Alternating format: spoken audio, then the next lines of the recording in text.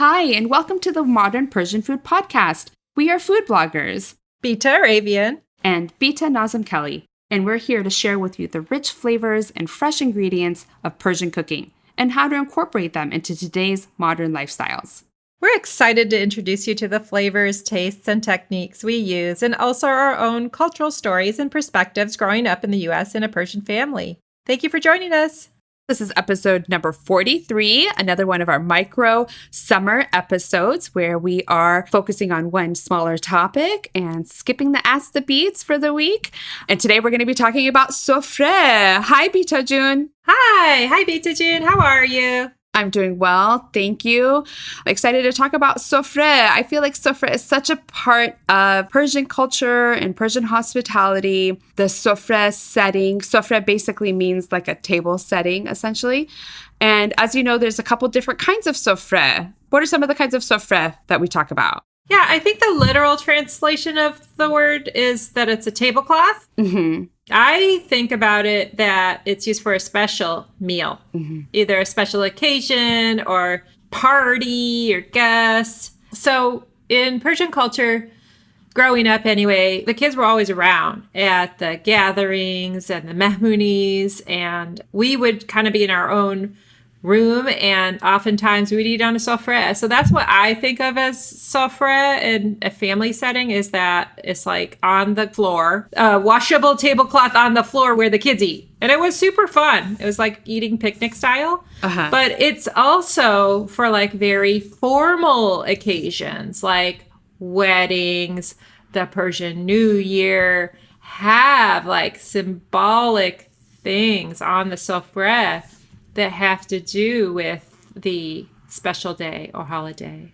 How would you describe it? Yeah. So really, when I think of like Sofreh, I'm thinking of like setting the table or setting the place of where everyone will be eating, essentially, is what my first thing when I think about a Sofreh. It's like a place setting, essentially. So in Persian culture, like abundance, like having like treating your guests to like an abundant meal and sharing the breaking of bread together is like such a big part of the culture. So having things like, you know, like the sabzi khordan and serving the food family style is really kind of like the fundamentals of coming together around a table, around a sofreh. But to your point, that we use also sofreh, there's special occasion sofrehs too. So the wedding one, the Sofreh Aghd, has different symbolic things. You know, you have a mirror and candelabra and other elements, which you put the Sofreh Aghd at a wedding, and that's actually the place setting of where the bride and groom get married. So we talk a little bit more about that. If people are interested in learning more, we have a wedding episode, number 20, that we actually have a special guest, Nilu Nuri, who is an officiant who we interviewed on the show. So if you want to learn about some more of the elements of what goes on the Sofreh Aghd, definitely refer back to that episode. And also the Sofreh Haft-seen. The Sofreh Haft-seen is, again, another setting that we have that when we bring in the new year, which is at the spring equinox, that there are certain elements. This particular one, Haft-seen, is the 7 S's that we bring in the new year with. And those are all the things that we put on this setting and we gather around. And if you want to learn more about what goes on that setting, we do have an episode, the Persian New Year episode, part 2, number 23, goes into all of the different elements and what all the different 7 things are that go in that setting.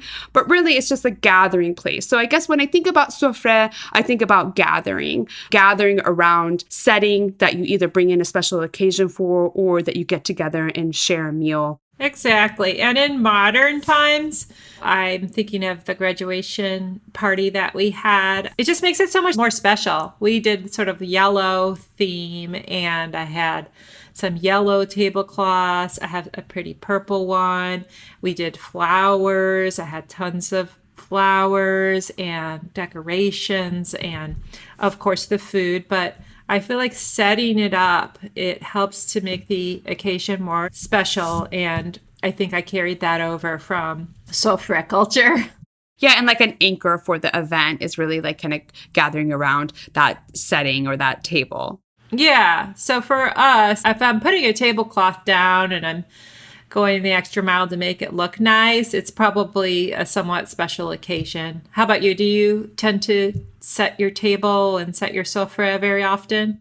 Yeah, I mean, I don't always use a tablecloth, but we're kind of like honoring the occasion of whatever it is. I do enjoy having like platters and kind of making it feel a little bit more special and having serving utensils and things like that and really being able to enjoy it together. And I definitely feel that Persian culture is to really like appreciate and celebrate those opportunities where you can kind of gather together or bring in like special occasions and things like that. I really love the tablecloths and the table settings that look like a Mediterranean or Persian design too. They're just so beautiful. I have a couple of things that are from Iran that are hand sewn, and I have the one from my wedding. So yeah, so pretty. It's nice to have those type of things if you're fortunate to and the family to pull out. Yeah. But I've really enjoyed these special focus, these fun little mini bite episodes. We'd love to hear what you thought about the shorter episodes. And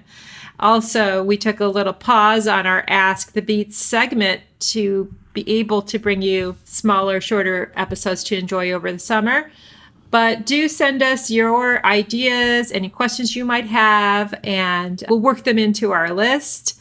Thank you so much, Bita. It's been fun. Yeah, thank you, Bita June. And again, feel free to reach out to us with your feedback at hello@modernpersianfood.com or reach out to us over Instagram or send us a message. And I just wanted to give a final reminder, if you were interested in voting for us in the People's Choice Podcast Awards, they're still taking nomination votes until the end of July, so just a few more days left.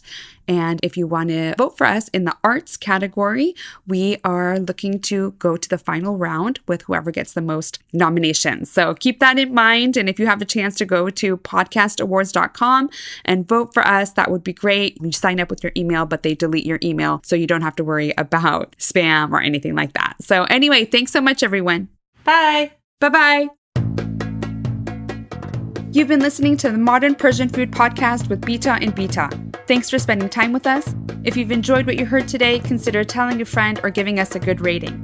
You can subscribe to our show for free on your favorite podcasting app or find us online at modernpersianfood.com or on Instagram for the recipes and information we talked about today. We'd love to hear your thoughts and see you next time.